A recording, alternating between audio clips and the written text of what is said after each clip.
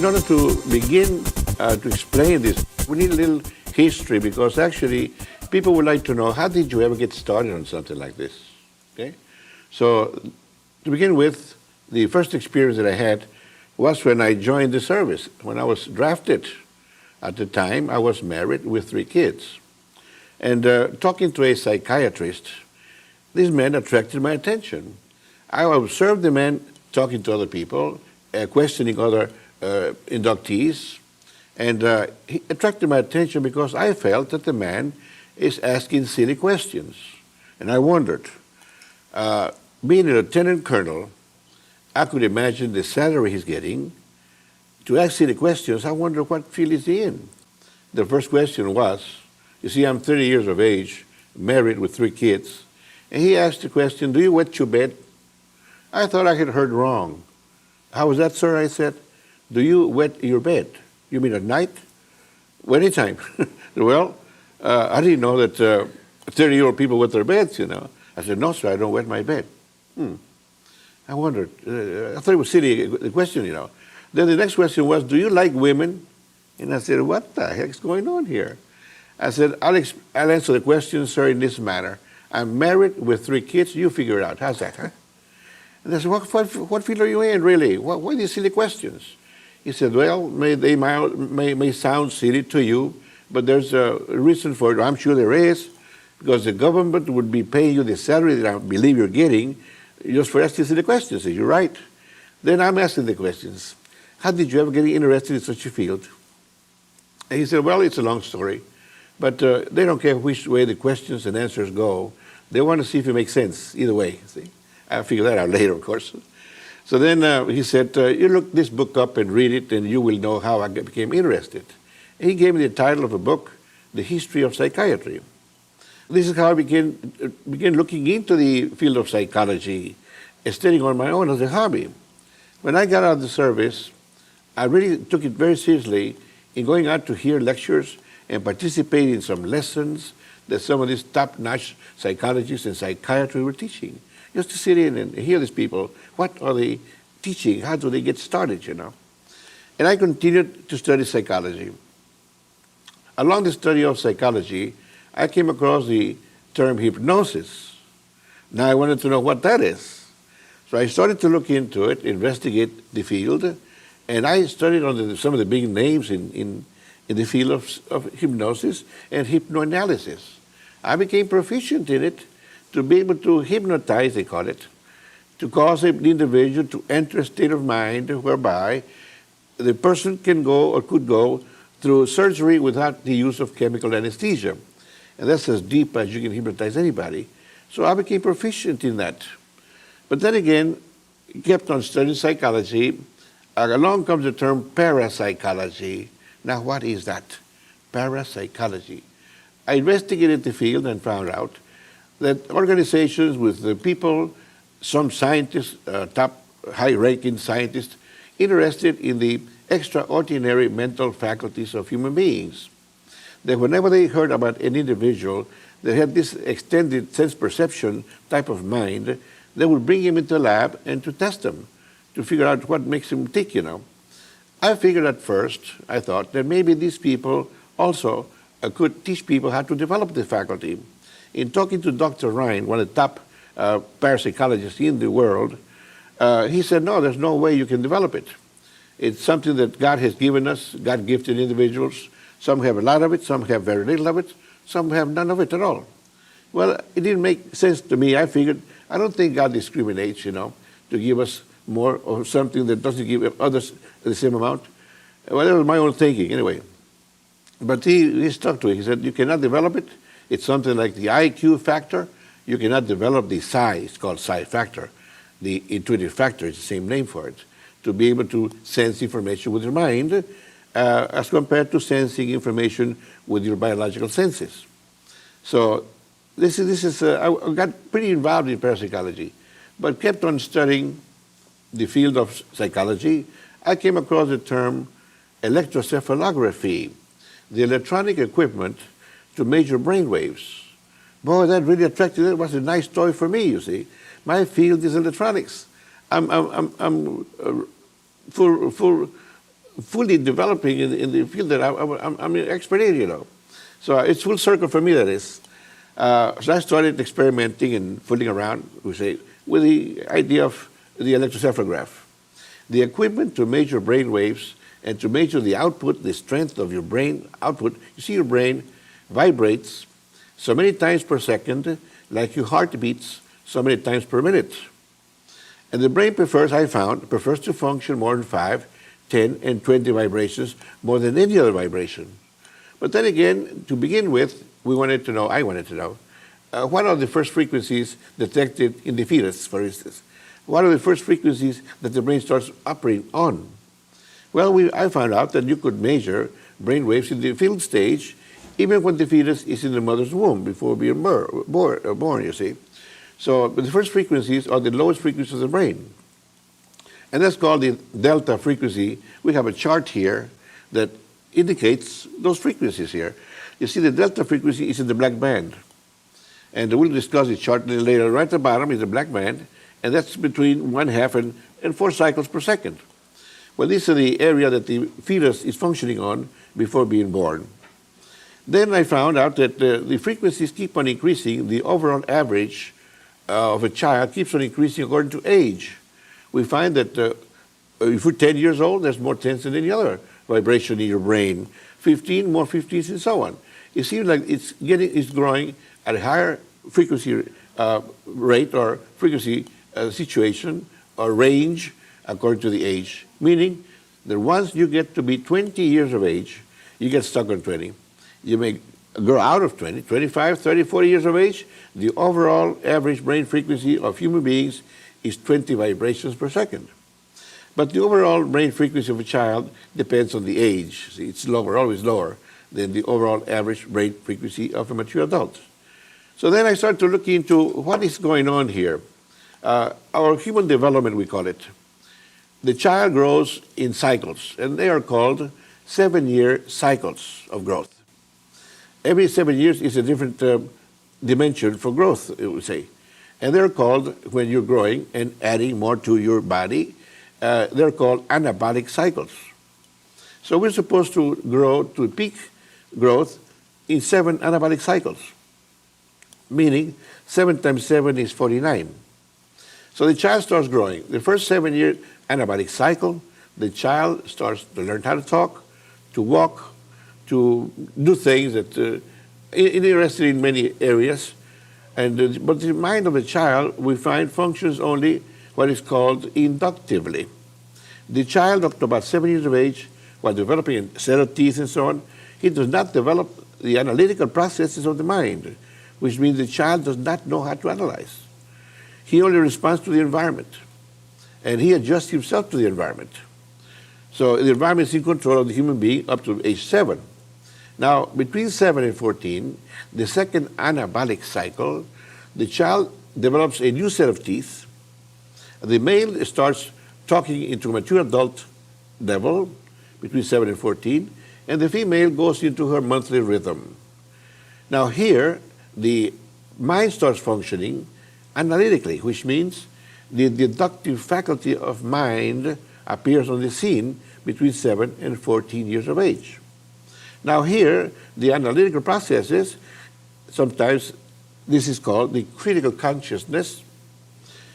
The so-called individual who can analyze, be skeptical if he wants to, or whatever, reject or accept and so on, and his own reasons why and so forth. Well, the deductive faculty of mind, which means intelligence, that's what it means, has come into being. So we find that human intelligence reigns between 7 and 14 years of age. It's when it starts appearing within the human being, male or female. And this is the most important section of the mind where we should learn everything we're about to learn between 7 and 14, which means this is the center of human intelligence, we call it. Now we are distinguishing it between the center of biological or animal intelligence. You see the first cycle, sometimes called an octave. An octave means 7 subdivisions of anything. Octave. An octave is a full dimension. An octave is something compared to a kingdom. A kingdom is self-supporting with its own kingdom, which means something like the kingdom of music composed of 7 notes, not 8. It's called an octave anyway. Because number 8 is the indication that we're getting into another octave, the first or the second octave. So up to 7 is a full octave, a full kingdom, a full dimension. The dimension of music, called the kingdom of music, 7 notes. The dimension of pure white light, the kingdom of pure white light, it's 7 colors of the rainbow, and so on. And the dimension for biological bodies living on the planet, it's called 7 chakras, and so on. So it's a full kingdom here. 7 years is a full kingdom, a full octave. It's a full dimension. So the child in the second kingdom, second octave, second anabolic cycle, develops the faculty, deductive faculty of mind, develops the analytical faculty of mind, which means the center of human intelligence resides within the second anabolic cycle. The second anabolic cycle ranges between 7 and 14 cycles, and the center is 10. And that's called, on the chart, in the blue area, the center of the green is 10 cycles. It's called the alpha dimension or kingdom of mind, see, of brain activity.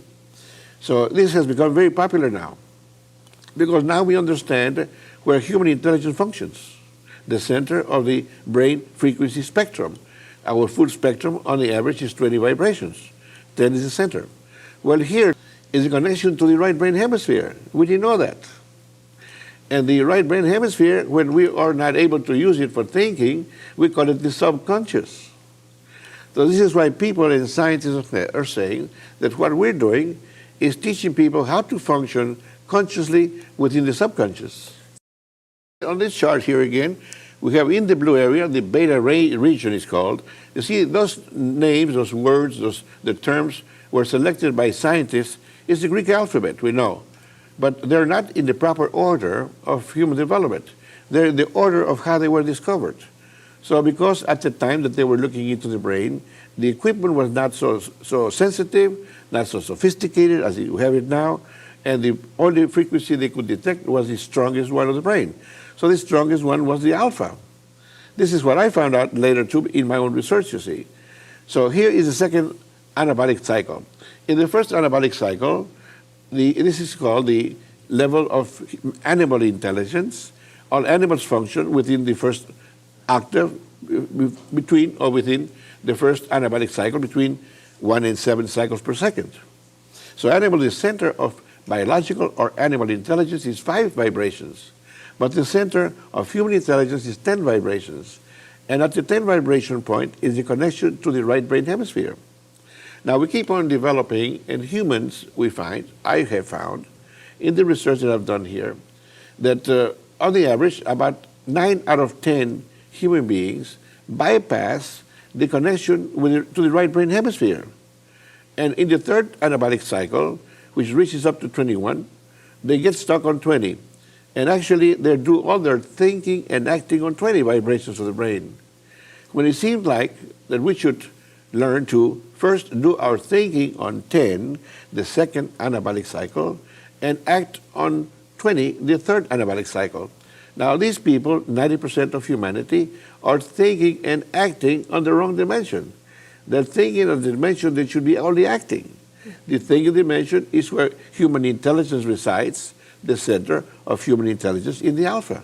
So we should all learn to do our thinking at alpha, the center part of the brain frequency spectrum, and do our acting on the 20, at the top limit of the range.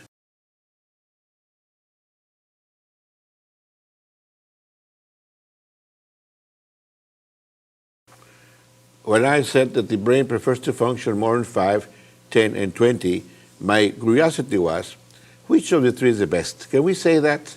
And how can we go about saying that it is? So I figured, well, let's say, being orderly or synchronized.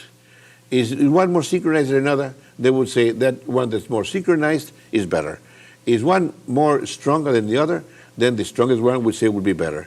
So I went for that, looking for synchronicity of the brain frequency output in 5, 10, and 20, and the strength of the output of the brain. I found that the weakest one of the 3, the least organized, or the most desynchronized, was the 20 vibration, where 90% of people think and act on. And the strongest of the three was the 10 vibrations of the brain, the strongest and the most synchronized, the most stable of the three.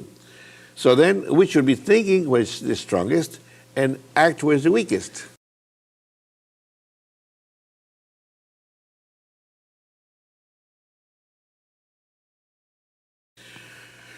Well, first of all, we found that 10% of humanity know how to use it naturally. They don't need to be taught. We don't know how they came about it. To begin with, they're using that dimension to think with. They think on 10 and act on 20, which is the ideal. But then we started to label these people. The centered thinker, or the people who does their thinking at the center of the brain frequency spectrum, the normal average spectrum is 20. And the center, of course, is 10. So those who do their thinking on 10, we call them centered thinkers. Of course, the ones that do their thinking on the extreme end of the band, we call them not off-centered, but eccentrics, off-centered, which is the same thing. See? So eccentrics, there are 90% of people are eccentrics in their way of thinking, and only 10% are centered in their way of thinking. Now, our idea was, can we get the eccentrics to become centered? And this is where the research came in, trying to figure out, can this be done? Can we use yoga, for instance, to get them to slow down the brain waves like yogis do? And I found out the yogis went to 5 cycles. That didn't help us any. We want to stop on 10, because 10 is the center of human intelligence. A person going to 5 is like a person being 5 years of age. His mind functions only inductively. They don't have the analytical capacity or faculties there. So looked into the Zen type meditation. Again, we couldn't use it because they went to 5 again. Everybody wanted to go to the deepest levels. And so did transcendental meditation and hypnosis, all went to 5. I couldn't use their systems.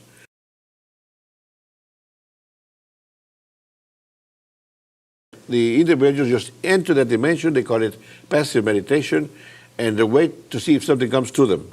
They cannot activate their minds to analyze or look into anything, try to find answers to problems, for instance, because that's mental activity. If they activate their mind, they get out of their level and come out to 20 again. So they couldn't do it. So we didn't want that. We didn't want to lose the faculty of the deductive faculty of mind, the analytical processes. We wanted a system to stop on 10, not on 5.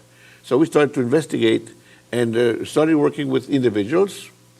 I told Dr. Ryan that we had developed one individual that could do this. Dr. Ryan wouldn't believe it. He said, you're fooling yourself, there's no such a thing. Maybe that person that you worked with had the ability already, and you thought you trained them, and he could be right, but we didn't pretest. We didn't know about pretesting then.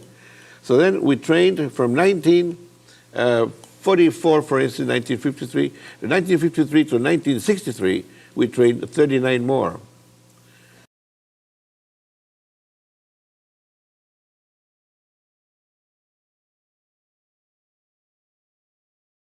We knew we could do it then, to get them to stop on 10. So the Dr. Ryan still wouldn't believe it. See? And then I started working with groups, 20 people in the group, 20 females, 20 males, 50-50. Between 1963 and 1966, I trained groups to see how long would it take.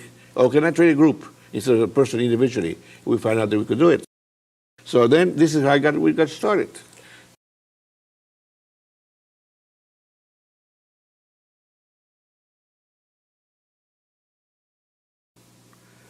And religions, what to excommunicate me, my own religion, thinking that I was working for the devil, you see. It got to a point that they didn't know what I was doing. They said, how can you judge something that you don't know that's being done? You don't even know what parapsychology is. I'm dealing in parapsychology. So they stopped getting after me because of that. They didn't know what I was doing really. And when they found out that I was doing something good that people liked and people wanted more of, I mean, then they came on my side, see. But at first it was tough. The newspaper wouldn't take our ads. On Sunday Masses, they would say, don't go over there where we were practicing because that's of the devil, you know, this kind of thing. So we had about 10 years of that between 1944 and 1953 until finally we got over it. Then by 1966, we came out to see if people liked what we had and would pay for our services because we were spending too much time and money in research. And then we wanted to give it a try. And we were invited to Wayland Baptist University to lecture on what we had discovered. And they liked what we had. And we created some projects here that they went for, and they wanted more. And then from here, people started to talk about it, what they were doing at Wayland. Amarillo heard about it, Lubbock heard about it, and they invited us to come lecture for them. And then finally, we started to put the class together to teach people because they wanted to be trained. A group of people wanted to be trained. So can you teach us what you taught at Wayland, what you talked about? Yes. Will you come and teach us here? That's how Mango Talk got started. The first paying class, in other words.